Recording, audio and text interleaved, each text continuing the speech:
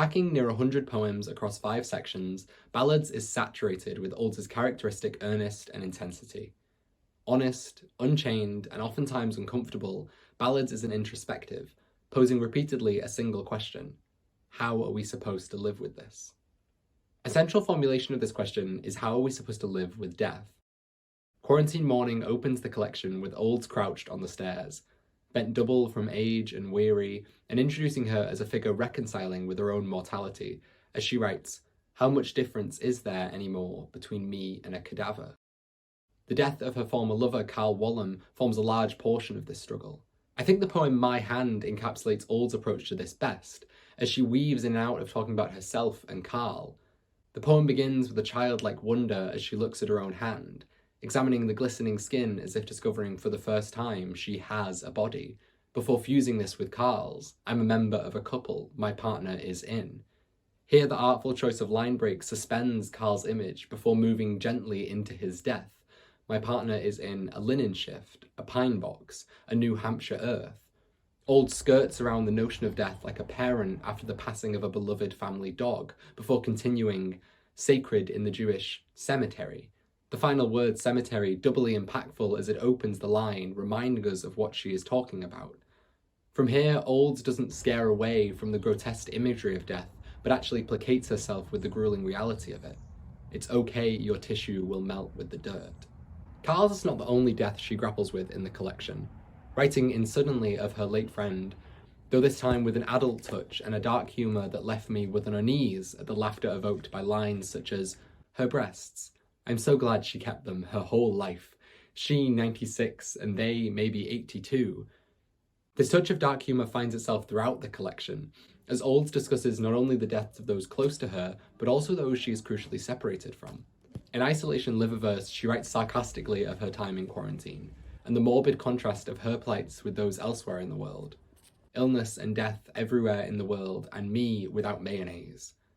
Olds is not a new name in the literary world, yet with Balladz she brings a newfound theme of distaste for her own privilege. Writing with a striking self-awareness in Subway Ballad, she writes, "We're all so sick of old white women bragging about their helplessness." Yet Olds refuses to become this, instead painting herself as the villain. In Yes, her guilt for her privilege is given its own voice, a scathing, vindictive voice which accuses Olds, "Did you forget you killed it?" The question ending in a full stop, telling rather than asking, "You are a villain." Yet amongst her self-vilification, Olds carries with her a nuance, drawing upon discussions of the abuse she faced as a child. "I did not deserve to be beaten, and I did not deserve ballet lessons," she writes in Meditations on the Sufferings and Deaths of Others. What I find so skillful about these two lines is how Olds plays with the ambiguous polarity of deserve. Olds refuses to write in the black and white, but rather inhabits both spaces at the same time, playing the role of victim and villain without time for a costume change. This nuance carries through into her refusal to be wholly cynical of her childhood, describing in Paper Doll Ballad for Fats not only the abuse but also her escapism. Child, scissors along the dotted lines, an outfit for skating, the childish excitement baked into the capitalization and exclamation as she reframes her memories of abuse. In Genesis, she takes this reframing as a way to cope, imagining a fictional conversation between her and her ancestors. Here she begins to recognize her mother too as a victim of abuse, and absolves her of the guilt. This newfound tenderness soaks through the pages into the final section, Elegies, where Olds returns to death. Her depiction is a long way from the grotesque descriptions that opened the collection, turning now to its beauty. The world remains cruel and transient, yet Olds continues to live in it drenched with love rather than blood. Balladz is a poignant and inescapably human exploration of what it is like to be Sharon Olds in the present moment.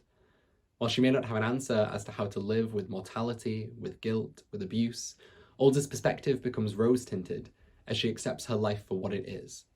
Writing in kimono of her lover's absence, "I think you still love me, even though I have written this. Love is the love of who we are. It is a form of knowing."